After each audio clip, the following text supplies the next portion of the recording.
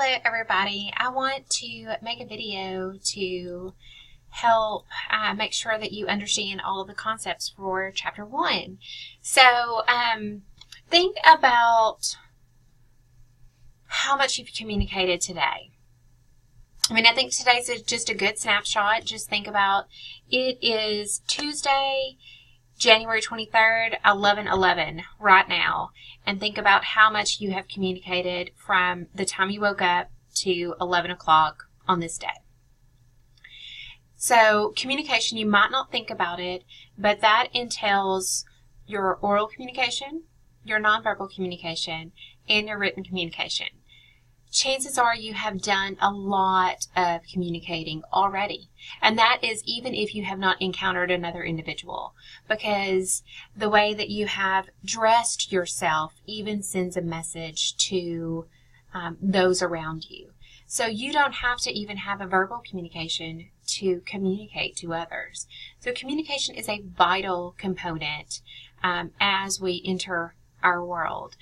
So this chapter is all kind of the basic foundations of communication, and a lot of these concepts may be put into a format that is new to you but very familiar to you. So let's kind of deconstruct this a little bit together.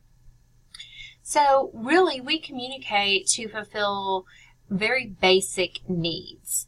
It might be physical needs, it might be to complete some task, it might be to be building a relationship, it might be for to kind of build our own self-identity, our spiritual needs. There could be a wide variety of why we communicate, but we all at our core need that function to communicate. While you're not required to have the textbook, if you read the textbook, you'll see that there is one of the studies that it mentions in this chapter is that there was before you had to have all kinds of approval to do studies, there was a study where they denied contact with babies. So they met basic needs of feeding them and they provided shelter to them. So they took care of them, but they did not talk and communicate and cuddle with those babies.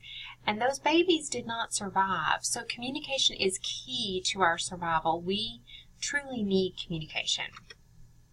So think about how many people you communicate with, who you connect with, and who makes kind of your community. Those are the vital people in your life. I know that there's not a day goes by that I don't talk to all 3 of my sisters.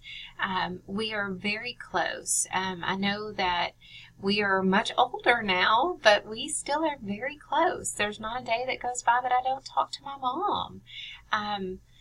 We are very close, and I hope that as I get older, my girls still continue to talk to me like I talk to my mother. So think about those connections that you have.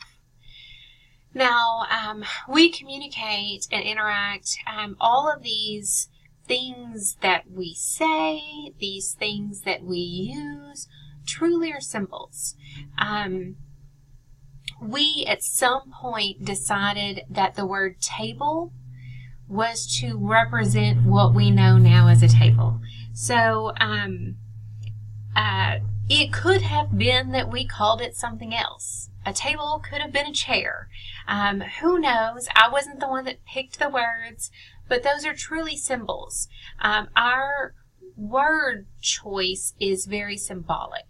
And we know that. If you think about the things around you, I think about the things in my office. I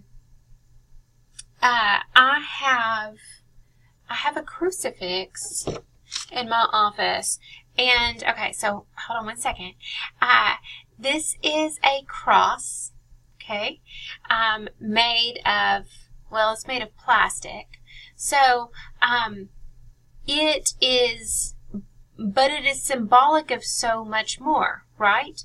So while this is one thing, it represents so much more to myself and to others. So our words, how we communicate, what we say, what we have around us has so much more meaning. I have in my office, there's a ton of owls, and which represent, it could just be a cute, cuddly little owl. I don't think they're cuddly.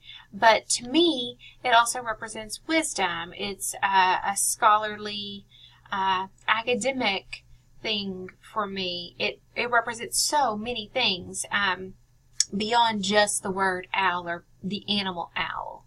So think about that when you are communicating, because there's a lot that goes along with what we are saying.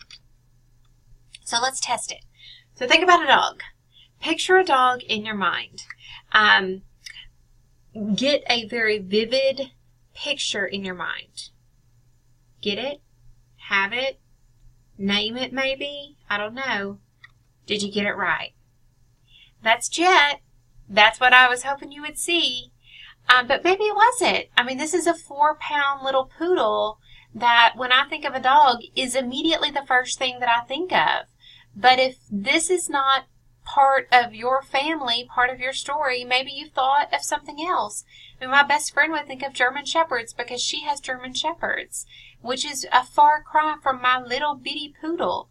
So words are symbolic, okay? They carry a meaning, but they are very fluid, that meaning that they carry. So we also have a wide variety of different models.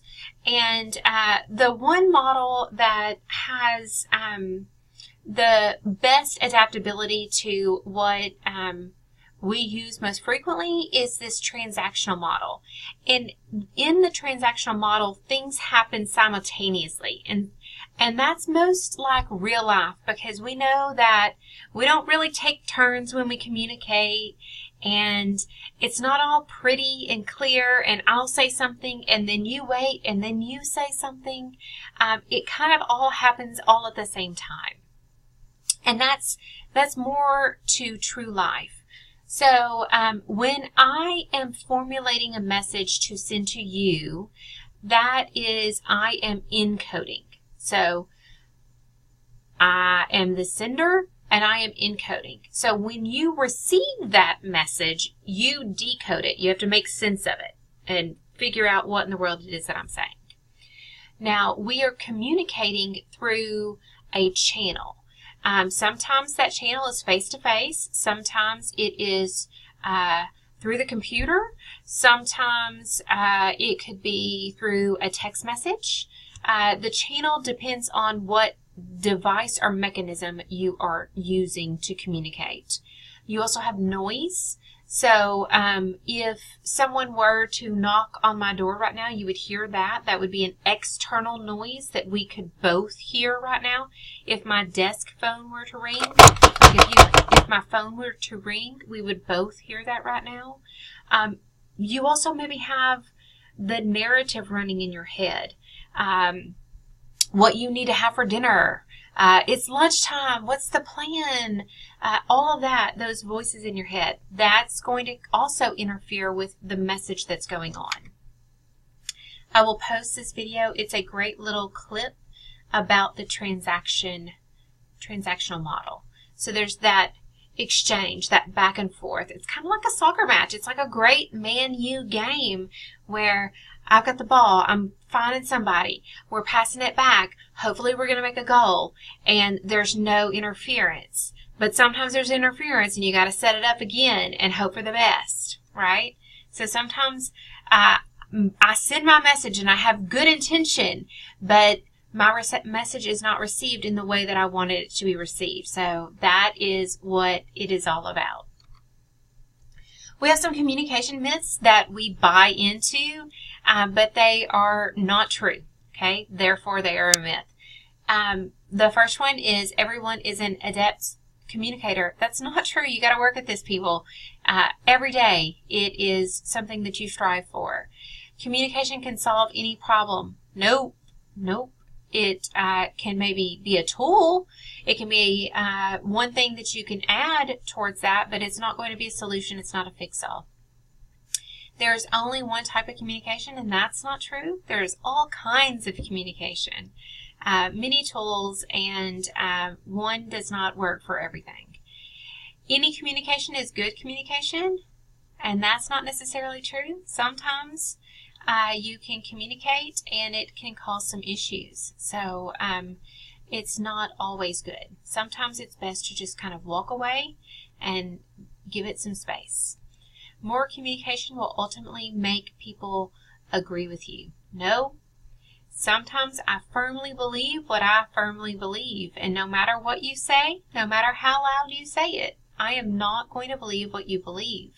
So those are our myths, and we should probably stop buying into them because they are not true. Let's skip that. Competent communicators. We want to strive to be competent communicators. You want to be self-aware. If you notice that people are not receiving the messages that you want them to receive the way that you want to receive them, start thinking about how you are doing that and what you can monitor and what you can do differently so that they are received the way that you want them to be received.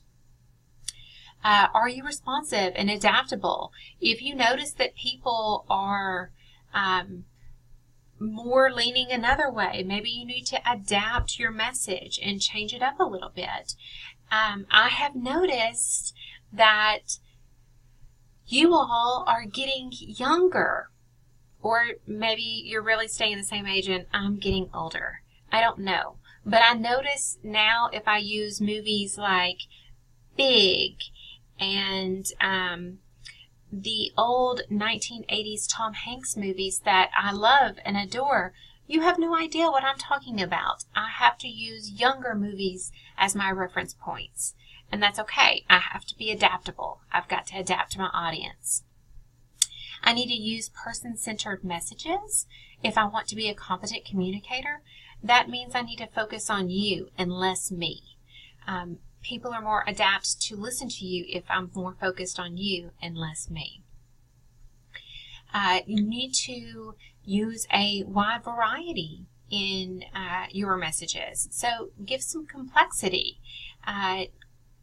Be cognitively aware of how others are feeling and adapt to those messages based on if they start crying, something is wrong. Address that. Are you ethical and civil? Are you noticing that you have stepped on somebody's toes? Address that.